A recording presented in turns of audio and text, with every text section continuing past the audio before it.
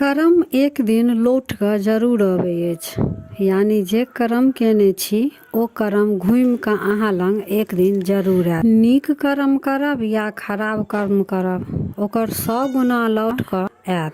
आइ जे कथा सुनाबऽ जा रहल छी यह बात पर आधारित। केना एकटा पुतोह अपन साउस के कष्ट देलखिन, तकलीफ देलखिन आ जखन ओ साउस बनली तऽ हुनका संगे की सब भेलनि। कथा बहुत सुंदर अछि, कथा अंत तक सुनब। पूरा कथा आओत तब तो अहूँ शिव चर्चा में कथा दोसर शिष्या के सुना सकब। आ आधा अधूरा कथा सुननाइ शिव के अपमान केनाइ भेल। तऽ हम स्वागत करे छी अपन यूट्यूब चैनल मिथिला के नगरिया में। एहि चैनल पर मिथिलांचल से जुड़ल हर पाबनि तिहार के जानकारी, धार्मिक कथा आ पूजा पाठ से जुड़ल उपाय भेटत। अगर एहि सब के जानकारी चाहे छी तो चैनल के सब्सक्राइब कर लिया आ नोटिफिकेशन से हो ऑन कर लिया, ताकि हम कोनो नया वीडियो डालब तो सबसे पहले पहुंचत अहाँ तक। एकटा बूढ़ी माई छलखिन। बूढ़ी माई महादेव के परम भक्त रहती।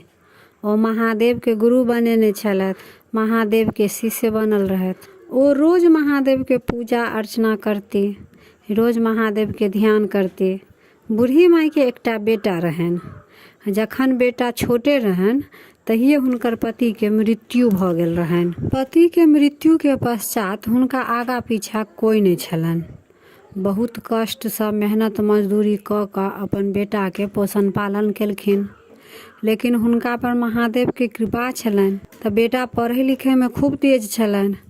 पढ़ लिख के खूब बढ़िया आदमी बनलखिन, खूब संस्कारी आदमी बनल। हुनका सरकारी नौकरी सेहो लाग गेलन। जखन बेटा के सरकारी नौकरी लाग गेलन तो हिनकर पोस्टिंग भ गेलन शहर में। बेटा अपन माय के कहलखिन कि चलू माँ आब शहर चलू, शहरे में रहब संगे। बूढ़ी माई कहलखिन नहीं बेटा अहाँ शहर जाओ रहब, फिर हम जे चल जाब अहाँ संगे तो ई गाँव घर के जे अछि घर से फिर के देखत, एकरा हम देखे छी आ अहाँ शहर जाकर कमाओ। बेटा तैयार भ गेलन, गेलखिन, लेकिन कहि कऽ गेलखिन जे अहाँ जतेक मजदूरी करे छलहुँ से आब नहीं करब, आब ओतऽ से हम पाई भेजब, अहाँ खाली बैठ कऽ अपन खायब आ बेसी मेहनत नहीं करब। बूढ़ी माई कहलखिन ठीक अछि बेटा जाओ अहाँ परदेश अपन कमाओ गो, नौकरी करू। बेटा चलि गेलखिन। आ बीच बीच में जे हिनका बूढ़ी माई के मोन होइ छलन तो वो अपन जाय छलखिन शहर, 2-4 दिन रहे छलखिन बेटा संगे आ फिर अपन चलि अबथिन, लौट अबथिन अपन गाँव। अहिना कऽ के समय बीतैत गेलै।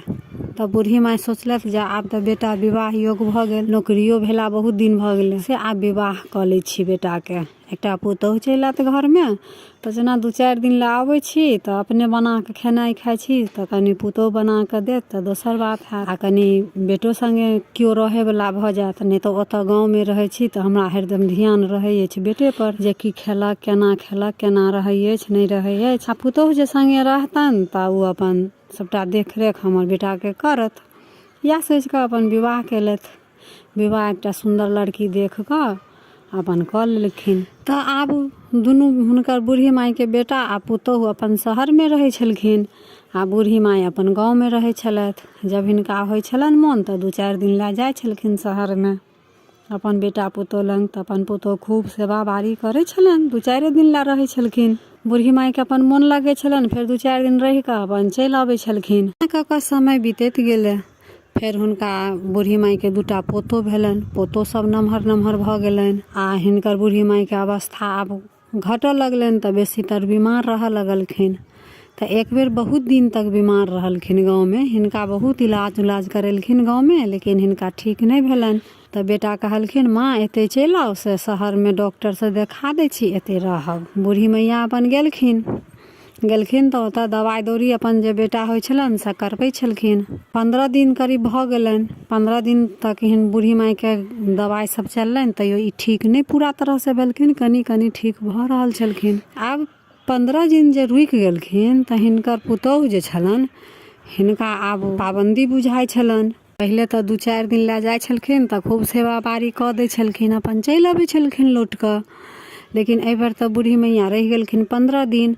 तऽ हिनकर सेवा बारी करऽ पड़ल छलन, टाइम टेबुल दवाई दिअ पड़ै छलन, खेनाई पिनाई करऽ पड़ै छलन।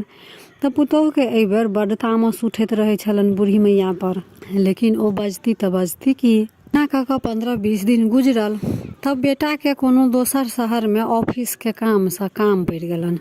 ओ आबि कऽ कहलखिन जे माँ हम अपन आब जा रहल छी कामसँ, ऑफिसके कामसँ, से हमरा कुछ दिन लागत बाहर, से अहाँ सब अपन ठीकसँ रहब। अपन ओ पत्नियोके समझा गेलखिन जे टाइम टेबल माँके दवाइ देबै, सेवा बारी करब, खाना पीना पर ध्यान देबै, सब कुछ अपन समझा कऽ चलि गेलखिन। हिनकर पुतोहूके, बूढ़ी मैयाके जे पुतोहू छलखिन हुनका तऽ तामस उठै छलनि आब बूढ़ी मैया पर, जे एते दिन आब एतऽ रहि गेली, हमरा सबटा करऽ पड़ै अछि। पहिले जे नहि रहथिन तऽ जेना मोन तेना अपन रहथिन, जे मोन से करथिन। आब तऽ बूढ़ी मैया छलखिन तऽ हिनका सब कुछ पर पाबंदी लगऽ लगलनि। तऽ जखन आब बेटा जे चलि गेलखिन तऽ बूढ़ी मैयाके दोसर शहर ऑफिसके कामसँ, तऽ हिनकर पुतोहूके तऽ आब फबि गेलनि, बेटा तऽ छलनि ने बूढ़ी मैयाके।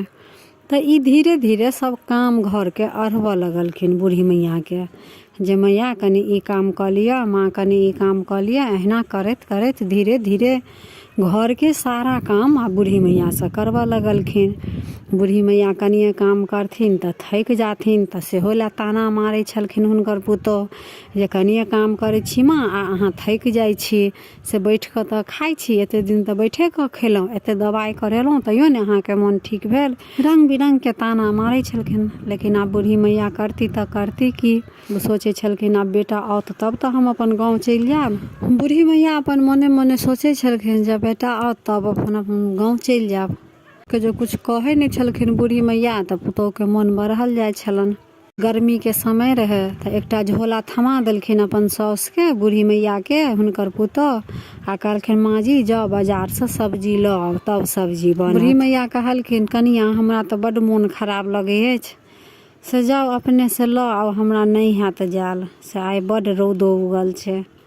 पुतोहूके तऽ तरबाके लहर एकदम मगज पर चढ़ि गेलनि, जे ई मना कऽ देलथि काम करैसँ।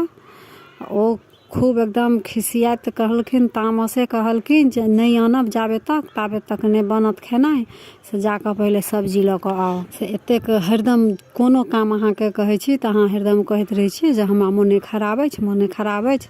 खूब पुतोह हुनकर बाजऽ लगलनि। बूढ़ी मैया झोला उठेलखिन आ चलि गेलखिन बाजार, बाजारसँ सब्जी अनलखिन। ओहि दिन बड्ड रौद रहै, हिनका रौद लागि गेलनि। आ जे रूममे ई रहै छलखिन, जे कमरामे रहै छलखिन, ओहिमे का पंखा खराब रहै। तऽ ई सोचलखिन जे चलि जाइ छी बेटाके रूममे, तऽ AC लागल अछि, ओहिमे जाकऽ कनि ठंडा लै छी। तऽ अपन बेटाके रूममे गेलखिन, अपन बिस्तर पर लेट गेलखिन। आब हुनकर पुतोह जे अयलनि रूममे, देखलखिन हमर साउस सुतल अछि हमर बिछौन पर, हिनका तऽ तामसे मोन आन्हर भऽ गेलनि। ओ सोचऽ लगलथि जे कोन एहन बात कहियनि जे हमर रूममे एनाइ बंद कऽ देथिन। वो कुछ सोचि कऽ कनी देर के बाद कहै छनि माँ जी हमर कंगन नहीं भेटै अछि, से कंगन अहीं चोरेलहुँ की? बूढ़ी माँ कहलखिन जे कनिया हम अहाँके कंगन लऽ कऽ की करब, हम केकरा देब, अहाँ छोड़ि कऽ हमरा के अछि जे हम कंगन चोरायब आ ओकरा हम ओ कंगन देब। हुनकर पुतोह कहै छनि नहि माँ जी अहीं चोरेने हैब, से अहीं हमरा रूममे जाय अबै छी, नहि तऽ आओर दोसर केओ तऽ नहि अबै अछि जे हमर कंगन चोरा लेत। एकदम इल्जाम लगबऽ लगलखिन। तऽ बूढ़ी मैया छलखिन, ओ खूब काना बाजऽ लगलखिन, नहि कनिया हम नहीं लेलहुँ, हमरा अहाँ छोड़ि के अछि जे हम ओकरा कंगन दऽ एबै, हम नहीं लेलहुँ। तब हुनकर पुतोह एकदमसँ हँसऽ लगलखिन, कहलखिन माँ जी हमरा जे रूममे आयब तऽ हम एहने एहने इल्जाम लगायब, नहीं तऽ अहाँ अपन रूममे बैठल रहू। बूढ़ी मैया अपन चलि गेलखिन अपन रूममे उठि कऽ, आ खूब कानै छलखिन जे देखू एहि पुतोहके हम कतेक सपना देखने रहौं जे पुतोह आओत तऽ हमरा एना सेवा करत, ओना सेवा करत, आ देखू केहन केहन इल्जाम लगबै छथि। खूब अपन कानै छलखिन, कानि कऽ अपन मोनके शान्त केलथि। फेर 2-4 दिन कहुना कटल तऽ हुनकर बेटा शहरसँ एलखिन, तऽ बेटाके कहलखिन बौआ हमरा गाँव दऽ आउ, से हम गाँवमे रहब। बेटा कहलखिन किया माँ किया जायब अहाँ, से एतऽ कोइ कष्ट देलक अहाँके पोता सब सेवा नहीं करै छल, पुतोह सब खाना नहीं देलक टाइम टेबुल? तऽ कहलखिन नहीं बेटा सब बड्ड नीक अछि, पुतोह बड़ नीक अछि, पुतोहुओ बड़ नीक अछि। गाँवके जे घर अछि तकरा के देख रेख करत, हम जाइ छी गाँवके घर देख रेख करब, आ हमरा शहरमे नहीं नीक लगै अछि। माँ खूब एकदम जिद करऽ लगलखिन बूढ़ी मैया जे नहीं हम घर जेबे करब। बेटा विवश भऽ गेलखिन, बेटाके तऽ मोन नहीं छलनि जे जाय माँ हमर एतऽसँ। गेलखिन लेकिन कहलखिन जे ठीक है माँ हम अहाँके दऽ अबै छी, लेकिन अहाँ कोनो काम नहीं करब, अहाँ नौकर चाकर राखि लेब, हम एते पाइ कमाइ छी, अहाँके पाइ भेजब आ नौकर चाकरके देब, आ सब काम अहाँ नौकरे से करायब। बूढ़ी मैया कहलखिन ठीक अछि। सएह भेल। बूढ़ी मैया गेलखिन अपन घर। बेटा महीने महीने पाइ भेज दै छलनि आ नौकर चाकर रहि कऽ अपन सेवा टहल टिकोरा सभटा करबै छलखिन आ बड्ड नीकसँ अपन दिन हुनकर कटलनि। अंतमे शिव गुरुके शिष्य छलखिन। अंतमे अपन शिवलोक प्राप्त भेलनि। हुनका मृत्यु भेलनि तऽ बड्ड नीक हुनकर दिन कटलनि। आब धीरे धीरे समय बीतऽ लगल। आब मैया के पुतोहु सास बनि गेली। पुतोह के बड़का बेटा विदेश में बसि गेलनि आ छोटका बेटा के संगे वएह शहर में वएह घर में रह लगली। बूढ़ी मैया के बेटा के सेहो मृत्यु भऽ गेल छलनि। तऽ घर में सास पुतोह आ बेटा रहै छलखिन। जब नया नया पुतोह एलनि तऽ बड़ नीकसँ रहै छलखिन। बड़ नीकसँ अपन सास पुतोह में मेल रहै छलनि। समय के साथ फिर वएह बात शुरू भऽ गेल। एक संगे रहैत रहैत सास आ पुतोह के रिश्ता खराब हुअ लागल। समय के फिर वएह चक्रव्यूह आबि गेल। पुतोह जे छलनि अपन साससँ घर के सब काम करबऽ लगलखिन। हुनकर छोटका बेटा जे रहनि ओहो अपन माय के कोनो परवाह नहीं करै छलखिन आ नहीं कहल मानै छलखिन। जे घरवाली कहनि वएह बुझथिन। आब सास के अवस्था घटऽ लगलनि। इहो बीमार रहऽ लगलखिन। पुतोह के कोनो चिंता नहीं रहनि आ बेटा के सेहो कोनो चिंता अपन नहीं रहनि माय के प्रति। सब अपना अपना में मस्त छलथि। गर्मी के समय रहे, खूब रौदा उगल रहे। पुतोह एकटा झोला आनलखिन आ हाथ में थमा देलखिन आ कहलखिन माँ जी कनी बाजार से राशन लऽ आउ तखन न खाना बनत। सास के मन नहीं ठीक लगै छलनि।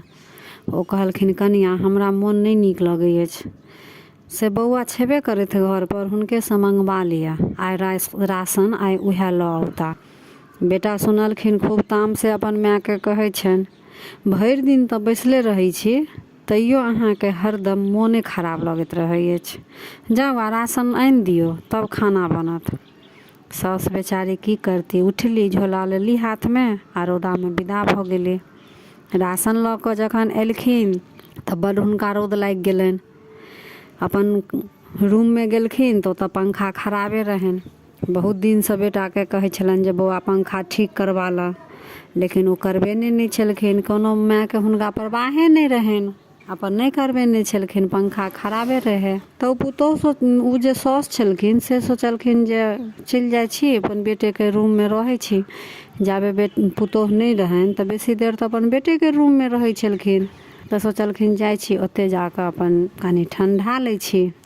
रूम में एसी लागल रहे। पहले तऽ वएह रूम में उ रहै छलखिन आ जे रूम में उ अखन अपने रहै छलखिन ओइ रूम में हुनकर सास रहै छलनि। फेर समय के वएह फेर एलै। जे घर में एसी लागल रहनि फेर हुनकर पुतोह रहऽ लगलनि आ जे घर में सास रहै छलखिन ओइ घर में अपने ओ रहऽ लगलथि। तब उ जाकऽ अपन बिस्तर पर लेट गेलखिन। हुनकर पुतोह जे कोनो काम से एलखिन रूम में तऽ देखलखिन सास लेटल अछि। बस ओ ताम से तऽ एकदम आन्हर भऽ गेली आ सोचऽ लगली जे फेर आबी कोन हिनका गप एहन कहियनि जे ई फेर हमर रूम में अबैत नहि, पैर नहीं रखैत। तऽ ओ कहै छनि माँ जी हमर झुमका नहीं भेटै अछि बहुत दिनसँ, से अहाँ लेलहुँ की? पुतोह के सास कहै छनि नहीं कनिया हम लऽ कऽ की करब झुमका, हम नहीं लेलहुँ। हम तऽ अहिना रौदा लागि गेल रहै तऽ एतऽ आबि कऽ कनी पड़ि रहलहुँ। हम तऽ बेसी देर अहाँके रूम में एबो नहीं करै छी तऽ हम केना अहाँके झुमका लऽ लेब। लेकिन पुतोह जे छलनि खूब एकदम जिद कऽ देलखिन नहीं माँ जी अहीं झुमका हमर चोरेलहुँ। ओ तऽ मोने मोने सोचै छलै जे झुमका तऽ चोरेने छथि नहीं, बस हिनका पर हमरा इल्जाम लगबैके अछि जे फेर उ दोसर दिन से हमरा घर में अबैत नहीं। सास के अपन सबटा जे केने छलखिन सबटा बात हुनका याद पड़लनि जे हमहूँ तऽ सास के अहिना केने रहियनि। तऽ कर्म इएह चीज अछि। उ सास के एक रत्ती दुख देने छलखिन आ अखन हुनका ओइके 100 गुना दुख भेटै छलनि। ओइ समय में तऽ हुनकर सास जखन छलखिन तऽ हुनकर सास के संगे बेटो छलनि आ हिनका तऽ नहीं बेटा छलनि आ नहीं पुतोह। जखन उ पुतोह छलखिन तखन तऽ सोचै छलखिन हमरा दूटा बेटा अछि, घरवला अछि, एहि सास से हमरा कोन मतलब। लेकिन ई नहीं बुझलखिन जे एक दिन हमहूँ सास बनब, हमरो घर पुतोह आयत। ताहिसँ कहल जाइ छै जेहन कर्म करब वएह फल भेटत। नीक कर्म करब नीक फल भेटत, खराब कर्म करब खराब फल भेटत। तो यह रहा एकटा शिव गुरु के शिष्या के कथा केहन लागल कमेंट जरूर करब आ नीक लागल तो लाइक शेयर सब्सक्राइब कऽ कऽ मैथिली भाषा के सपोर्ट जरूर करब। जय मिथिला, जय मैथिली।